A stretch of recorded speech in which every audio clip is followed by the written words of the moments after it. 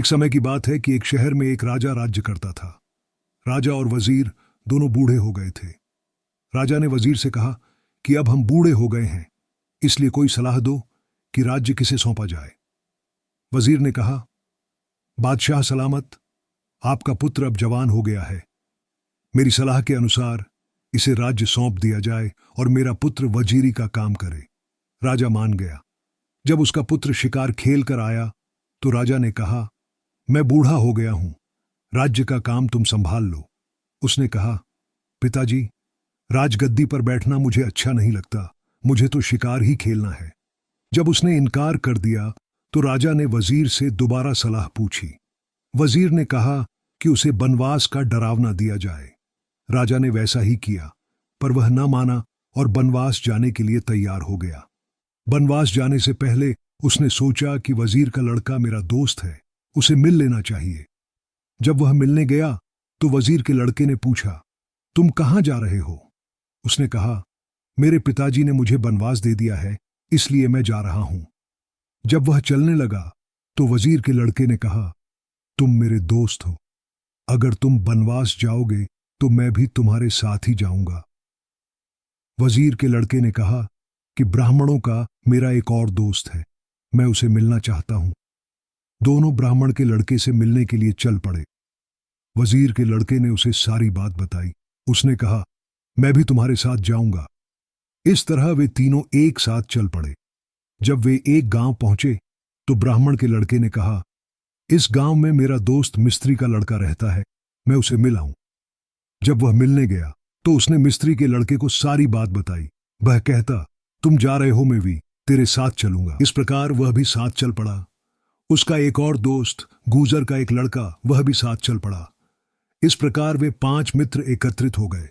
पांचों जने अभी थोड़ी ही दूर गए थे कि उन्हें प्यास लगी। सभी ने पानी पिया। सभी बैठकर एक दूसरे के गुणों की चर्चा करने लगे। राजा का बेटा कहने लगा कि मैं राज्य का काम संभाल सकता हूं। वजीर का बेटा कहने लगा कि मैं वजीरी का काम संभाल सकता हूं। ब्राह्मण का लड़का कहने लगा कि मैं एक हड्डी को लेकर उससे जीवित चीज बना सकता हूं। मिस्त्री का लड़का कहने लगा कि मैं उड़ने वाला खटोला बना सकता हूं। जब गूजर के लड़के से पूछा गया तो उसने कहा कि मैं पीठ दिखाकर नहीं भागूंगा। राजा और वजीर के लड़के ने कहा कि यह सबसे ताकतवर है। जब वे चलने लगे तो राजा के लड़के को एक हड्डी मिली। उससे पूरा जानवर बनाने के लिए उन्होंने ब्राह्मण के लड़के से कहा। जब उसने चारों वेदों का पाठ किया तो उस हड्डी से शेर बनकर खड़ा हो गया। गूजर के लड़के को छोड़कर बाकी सब भाग गए। वह अकेला ही वहां खड़ा रहा। उसने शेर से 2-2 हाथ किए। उसने कहा, तू कौन है? शेर ने कहा, वो मैं शेर हूं। लड़का कहने लगा, मैं सवा शेर हूं। शेर ने कहा, ऐसा कौन आ गया है जो मुझसे लड़ाई कर सके? यह कहकर शेर ने लड़के पर हमला कर दिया, पर लड़के ने डंडों से पिट पिट कर शेर को मार डाला। इसके बाद वह अपने साथियों की खोज में चल पड़ा। उसे उनका कहीं भी पता नहीं लगा। आखिर वह ऐसी जगह चला गया जहां कोई पक्षी भी नजर नहीं आता था। वहां एक नगर बसा हुआ था जो उजड़ा हुआ प्रतीत होता था। असल में वह शहर उजड़ा नहीं था, बल्कि किसी दैत्य ने वहां के सारे लोग मार दिए थे। दैत्य महलों में राजा की लड़की के पास रहता था। वहीं खाकर पीकर वापस आ जाया करता था। वह गूजर का लड़का भी वहां से चला गया। जब उसने राजा की लड़की को देखा तो लड़की पहले हंसी, फिर रोई। लड़के ने इसका कारण पूछा। उसने कहा, तेरे चेहरे को देखकर मैं हंसी हूं क्योंकि कई सालों से मैंने आदमी नहीं देखा, और तेरी मौत को देखकर मैं रोई हूं। उसने मौत का कारण पूछा। लड़की कहने लगी, मेरे पास एक दैत्य रहता है जो हर आदमी को मार देता है।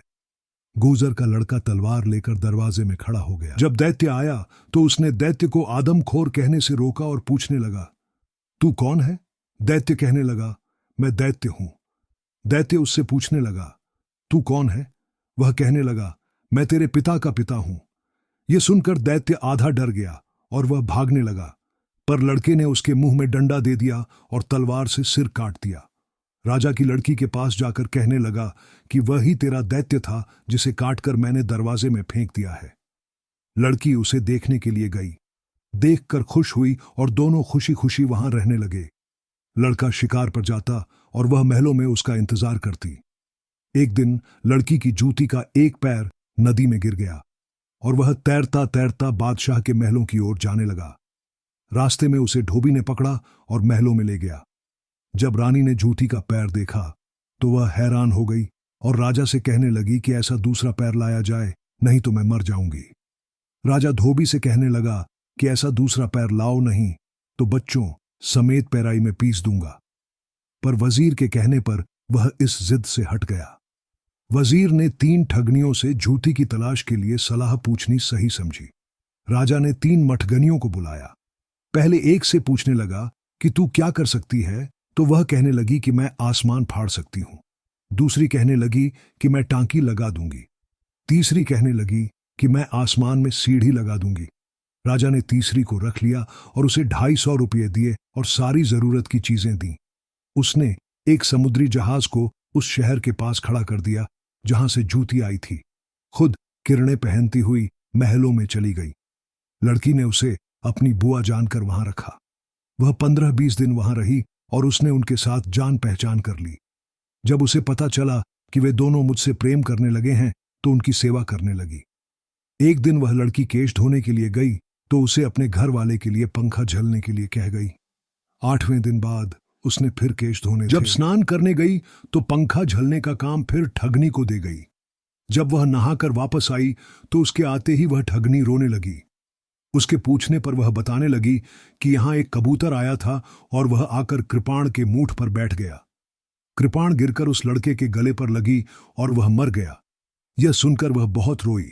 आखिरकार बुआ को बाहर भेजकर उसे कपड़े में लपेटकर रख दिया और खुद बाहर बैठकर रोने लगी।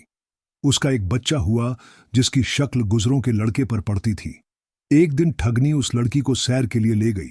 जब नदी किनारे आई तो जहाज पर चढ़कर सैर करने लगी। धीरे धीरे जहाज उस राजा के शहर में पहुंचा जहां से चला था। राजा ने लड़की से विवाह करने के लिए कहा, पर वह कहने लगी कि जब तक मेरे तन के कपड़े नहीं फटते मैं विवाह नहीं करूंगी। इसलिए उस समय तक मेरे लिए बाहर मकान बना दिया जाए। उस मकान के पास सदा व्रत लगाया जाए। हर एक राह पर सिपाही खड़े किए जाए और उन्हें कहा जाए कि जब कोई आदमी एक आदमी की रोटी से ज्यादा मांगे तो मुझे बता दिया जाए। राजा ने सब बातें मान ली और सदा व्रत लगा दिया। हर एक आदमी वहां आता था। आखिरकार राजकुमार और उसके मित्र भी घूमते घूमते वहां आ गए। आदमी वे 4 थे, पर रोटियां 5 आदमियों की मांगते थे। यह सुनकर सिपाही उन्हें उस लड़की के पास ले गए। रास्ते में गुजरों के लड़के का बच्चा खेल रहा था। मिस्त्रियों के लड़के ने कहा कि यह बच्चा मेरे मित्र का है। इस तरह वे बातें करते हुए उस लड़की के पास पहुंचे। वह पूछने लगी, तुम आदमी 4 हो और रोटी 5 आदमियों की मांगते हो। उन्होंने बताया कि हमारा मित्र गुजरों का लड़का था, वह हमसे बिछड़ गया है। उसने पूछा, मिस्त्रियों का लड़का कौन है? पता लगने पर उसे कहने लगी कि तू उड़न खटोला बना। उसने तीसरे दिन उड़न खटोला बनाकर तैयार कर लिया। उसने राजा को संदेश भेजा कि 4 शाही ठाठ की पोशाकें, एक राजा की, एक वजीर की, एक ब्राह्मण की और एक मिस्त्रियों के लड़के की और एक ठगनी के लिए भेजी जाए। सभी जन आ गए तो उन्हें बिठाकर उड़न खटोला उड़ाया गया। सभी ने मिलकर ठगनी को मार दिया। बाकी सब ने एक एक पोशाक संभाल ली। सभी के कहने पर उस लड़की ने गुजरों के लड़के की देह कपड़े से बाहर निकाली। ब्राह्मण के लड़के ने चहुवेदा का पाठ किया और वह भगवान भगवान कहते हुए उठ खड़ा हुआ। इस तरह सभी जन एकत्र हो गए।